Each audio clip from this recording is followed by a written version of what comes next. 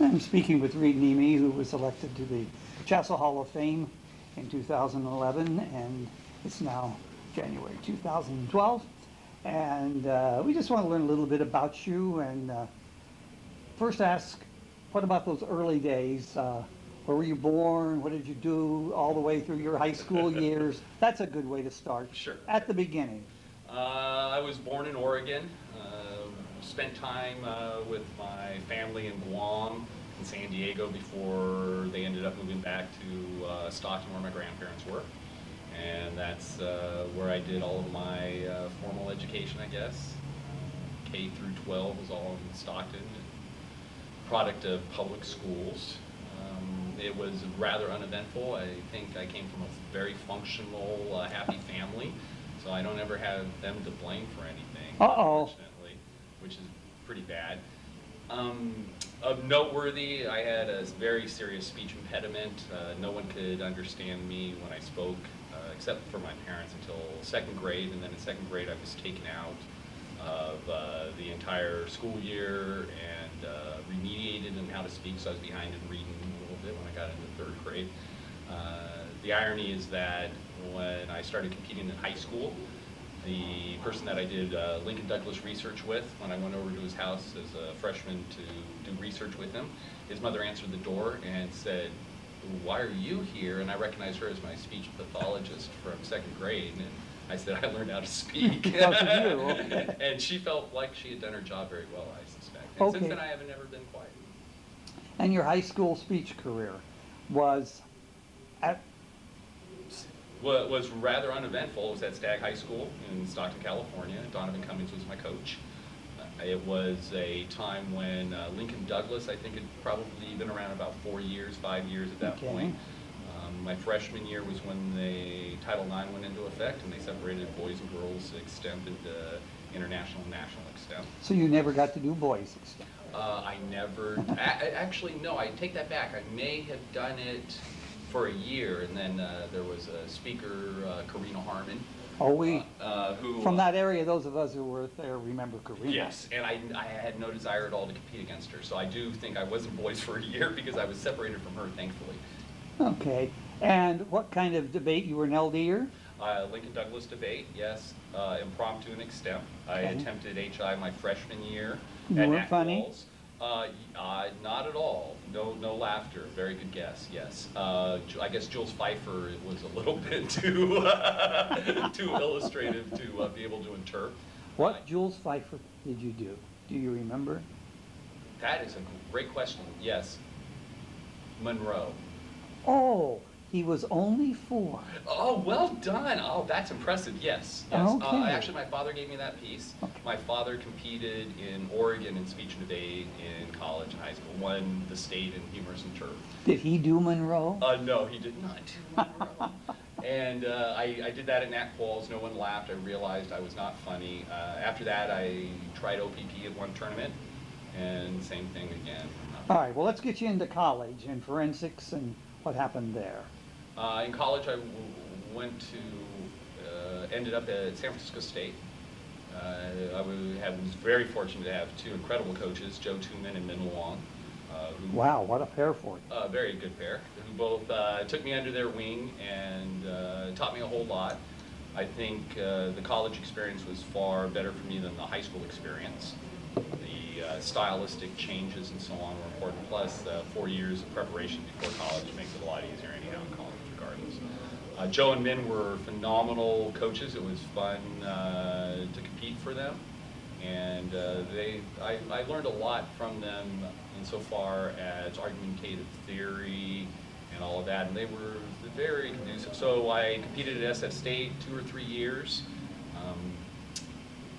Learned probably just as much from the partners. I did CETA debate, extemp and impromptu in college, and duo because you could write your own. And so naturally, duo. So you did advance into the world of interpretation. Self-interpretation, yes, yes.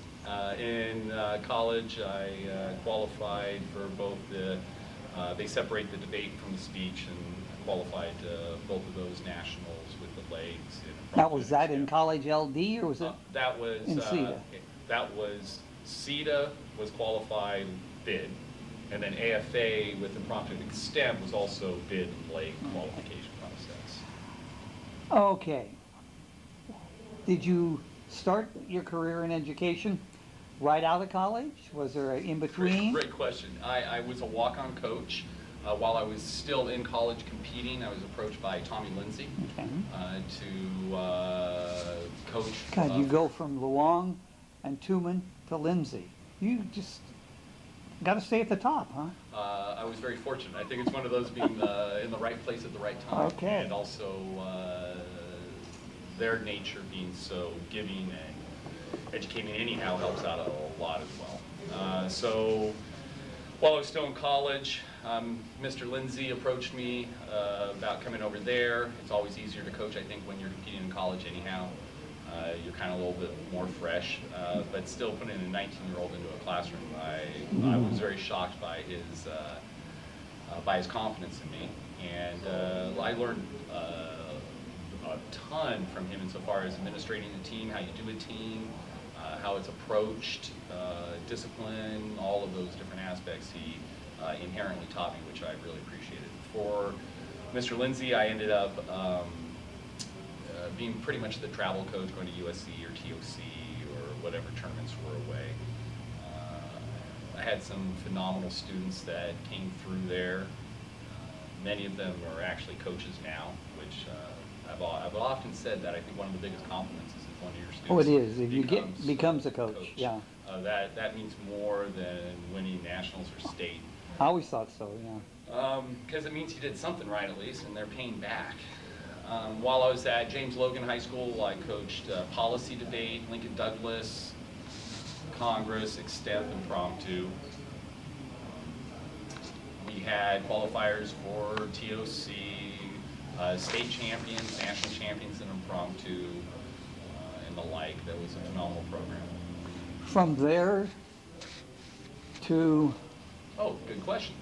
So I left James Logan because I was a corporate book buyer, managing bookstores by that time. And so I left that to pursue corporate book selling sort of thing, and did that for a year and was happy. I was able to watch football games all of a sudden again, and sports came back around, and I had weekends that were free. While I was working at a particular bookstore in San Ramon, California, I was approached by the principal, I guess, headmaster at the Athenian School about starting up a speech and debate program there. And so then after a year out, I went to the Athenian School and was a walk-on coach at Athenian for 9 years. Didn't realize you were there that long. Okay, this walk-on, so you were still maintaining your... Yeah. So I was doing 45 to 50 hours a week with books, and then weekends with the students at tournaments. What caused you to leave there? What brought you to Tracy? Good question. I eventually left Athenian because of moving around. I had often felt that it didn't seem like the students there required speech and debate at the same level as the students that I had worked with in the past. They were already exceptional. They were already going to succeed. It was just another element for them. And so while I enjoyed it a lot, the support at the Athenian School monetarily was phenomenal. And I was never told no for any tournament, even if it was in Hawaii. They would send us to the Kamehameha tournament. So You went to the Hawaii tournament? For several years, yeah. Always thought I'd get there, never did. It was a good tournament. Luau for Thanksgiving is always exciting. So I ended up leaving Athenian in order to relocate to Stockton, I guess for the exact same reason that my parents went to Stockton after Guam, was to be next to my grandparents there. So Okay. my wife and I moved to Stockton so that we could be closer to grandparents for them. Okay. And that's Delta, a charter school. Can you tell us what you feel about being a part of this charter school education, and how do you think it is advantageous for speech? When I started at Delta Charter High School, there was no competitive program and no extracurricular activities at all. It was a school of about 250 students, maybe probably less. And so when I started there, I did a year of sort of observing, watching the students, seeing what was going on, and figured that speech and debate team would work out very well for them. They're an independent study hybrid school, so you don't have the students every single day, and they tend to be maybe at risk or a little bit different insofar as their approach to education. So decided to go to the school administration and put forth what my proposal was, at which time something had come up and they had Googled me and found out that I had another life in speech and debate. And so ironically, when I went to approach them, they wanted to know why I had not fully disclosed in my interview. Nonetheless, in my interview I had, however, they had not been listening very well because the superintendent at the time was Mr. Boyer, who had asked me if I knew a Ron Underwood when I sat down when he looked at my resume. And I said, yeah, you can call him right now on the phone, and you can ask him who I am. I'm sure he's heard. And his daughter was a buyer. All right, I do remember him, yes. Yes, and so ironically, they had vetted me in the interview, but they had not listened very well. So a year later, it was, they were very my dad, supportive. he never called. I would not imagine. He just asked why I wasn't a lawyer. All righty. Now that we know and have you all the way up to date, your involvement in speech beyond the classroom has been very heavy. Can you tell us about some of the things that, not only some of the things you've done, but the significance in your mind of those items? I think I was very fortunate to have been groomed by the GGSA in the Bay Area. It's a very competitive league that's very empowered though and has very good procedures. They tend to take young coaches, and if you can stick through it with them, they tend to groom them very well. I was very fortunate in that environment and ran judge houses for them for quite a while at league tournaments, went on to become director of individual events, and then with another coach there, computerized the Bay Area tabbing stuff for tournaments. So my early involvement outside of the classroom, so far as speech was concerned, was mainly working tournaments. Mr. Lindsay had asked me initially to write up invitation for Invitational, which was MLK, which would later become far more popular than it probably was the first year with 10. And besides that, eventually I was asked to join CHSSA as an officer, and then was elected as Vice President Activities, and for some reason was trusted to run the state tournament, which I'm still puzzled. And you did that for 4 or 5 years? Yeah, 5 years. I think I 4 or 5. I still have the sucker sticker on my forehead, so I'm not quite sure. Those are repressed memories. But so outside the classroom, that was probably okay. And as you look at the successes that your students have had, how would you list them? Wow. Now, you don't have to give me name and event on everybody. No. I regardless of result, I would hope that they were better people. Okay, that's a big success, yes. But success-wise, we had a champion at Cal, we had state champions in LD, impromptu, IX, TOC qualifiers, quite a few that had come and gone. I think insofar as the successes are concerned, I always forget about them because I always remember the failures and the picking them off the ground more than the celebratory high fives. I often tell my students that my first job is to teach them how to lose, and then once they know how to lose, they can start winning because it's so difficult to get pummeled and then get back up, but it's life. So at that point, that's one of the first lessons I normally teach my students. Forensic success can come in just offering and making this available to everybody. You said you started with nothing. How has it grown for you in your years? At Delta Charter or yes, in general? Your current. At Delta Charter, we started off the first year and I had, 12 seniors and that was it. No freshmen, no sophomores, no juniors. They were far too scared. From that, it's morphed into now a squad of about 46. 2011, 2012, I guess we probably have 18 freshmen, which is a whole new venture for me Right. to have to deal with at least. And, But they're challenging and exciting, and you'll grow with them too, as they grow with you. very easily. So the team has been growing slowly.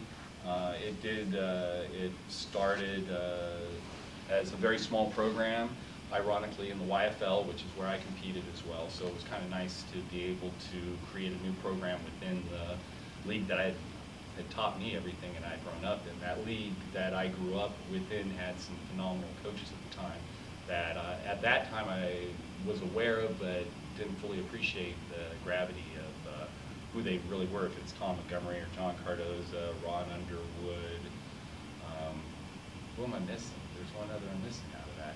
And that was a phenomenal group. So I felt very happy to be able to go back to the YFL and create a program at a school that had nothing, that was a charter school.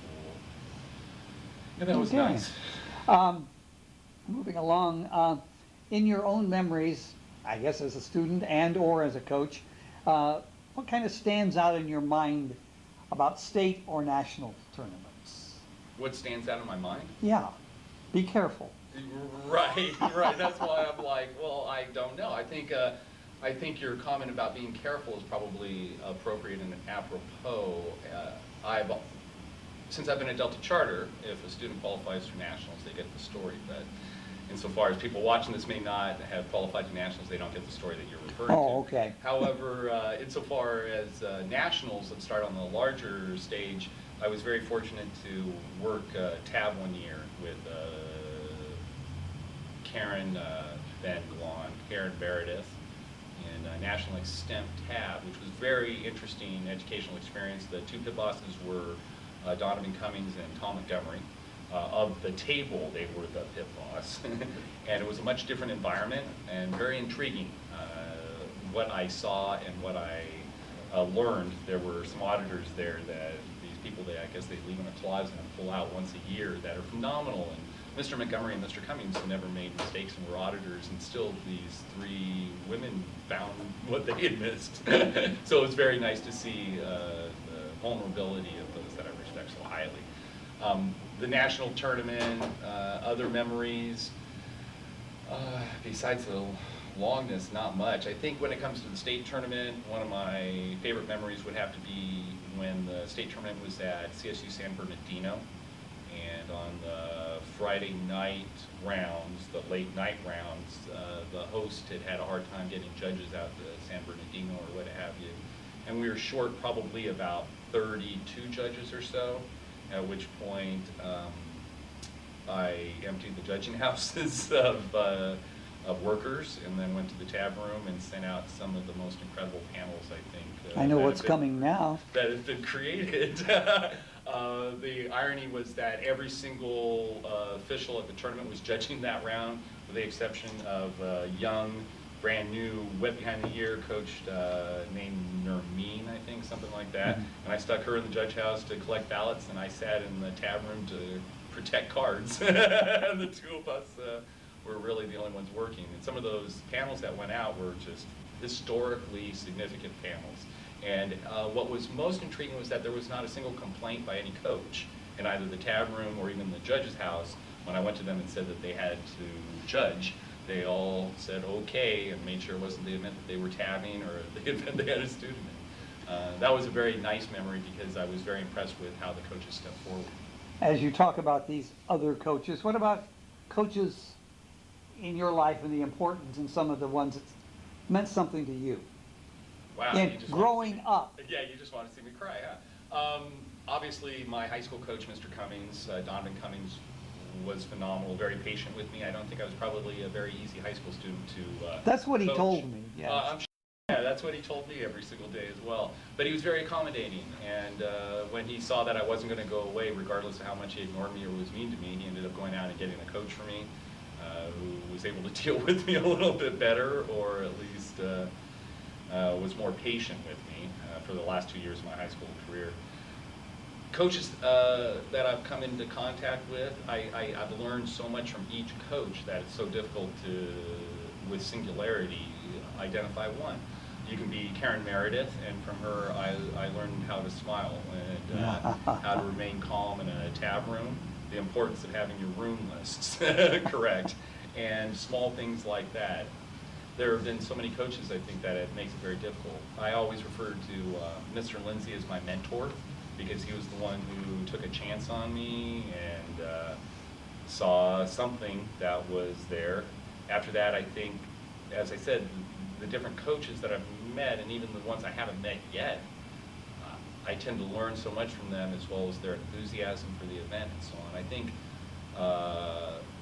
as I grow older, I have come to describe myself oftentimes not as a speech and debate coach, but as a forensics evangelist. And I learn oftentimes different tactics and different means by which, to go about that evangelism from these other coaches. And it's really nice. And I continually meet new coaches all the time. And go down and identify any single coach is painful. But I would have to say Mr. Cummings and Mr. Lindsay probably Mr. stand Lindsay. out. If you could change what's happening in speech education in California or nationally, both speech ed in the classroom or competition, how would you change it? Or more important, or maybe even, what have you seen that's changed in your young career, and how would you change it for improvement? Wow, That's a biggie, isn't it? That's a big question. But, you don't have 45 minutes either. Right. I don't know. I think speech by its very nature is evolutionary as much as our students are. And if it's technology and technology changing, the ability for the activity to adapt to what the culture and society is doing is the most important part.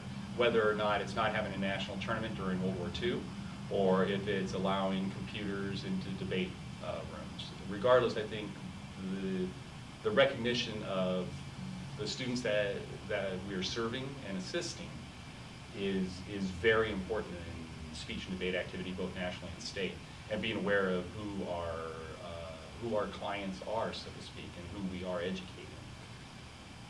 I think, if anything, rules are a big problem for me at times.